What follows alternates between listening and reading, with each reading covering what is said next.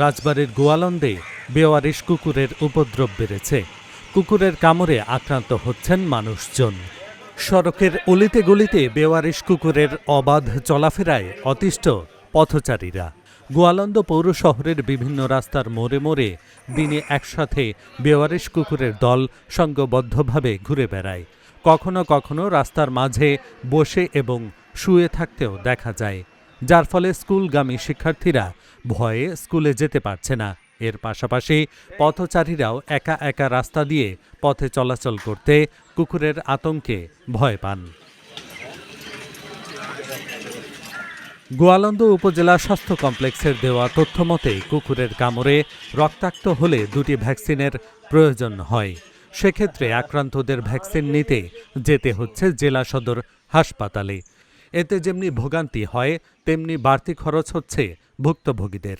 আমরা 7:30টার দিকে আমি মানিক মাস্টার আরও কয়েকজন চা খেতেছিলাম, তখন দেখলাম একটা কুকুর দৌড়ে এসে তার ছেলেটার এখানে কামড় দিল। ছেলেটার বয়স 8-10 বছর হবে, শুধু ওই জিনিসের কারণে কামড়টা বসে নাই, কিন্তু এখানে মানে দাগ হয়ে গেল। পরে আমি বললাম যে দ্রুত ভিত্তিতে এই উপজেলা স্বাস্থ্য কমপ্লেক্সে যাওয়ার জন্য, তার কারণে কুকুরের প্রয়োজন খুব মারাত্মক। ছোট বড় সবাই আজ পর্যন্ত আমি নিজেও এর ভুক্তভোগী।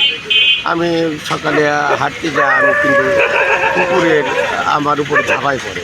আমি তখন এখানে কোনো এই ভ্যাকসিন না পেয়ে আমি কিন্তু রাজবাড়িতে দৌড়াইছি।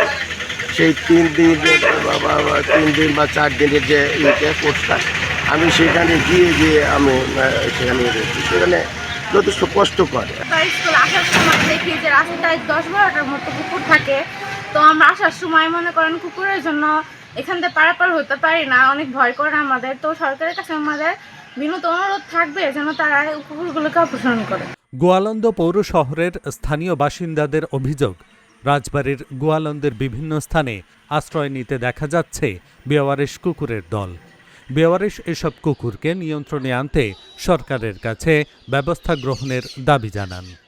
আমাদের প্রাণী সম্পদ অফিসারও ছিলেন, আমাদের ডাক্তার মহোদয় ছিলেন, যে আসলে ভ্যাকসিনের যে বিষয় ছিল, যে কুকুর কামড়ালে যে আমাদের মানুষকে যে ভ্যাকসিন দেওয়ার বিষয়, সেক্ষেত্রে আমাদের সিদ্ধান্ত হয়েছিল। পরবর্তীতে আমরা এইটা বলি যে আসলে আমাদের যারা কুকুর রয়েছে, বেওয়ারিশ কুকুর যেগুলো, তাদেরকে আসলে ইনজেকশনের আওতায় আনা যায় কিনা, সেক্ষেত্রে আমাদের জনগণের তারা নিরাপত্তাটা নিশ্চিত হয়।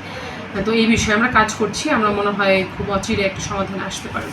বেওয়ারিশ কুকুর নিধনে পৌরসভার পক্ষ থেকে ব্যবস্থা নেওয়ার কাজ চলছে। জনগণের চলাচলের সুবিধার্থে প্রয়োজনীয় ব্যবস্থা গ্রহণ করা হবে বলে জানিয়েছেন সংশ্লিষ্টরা।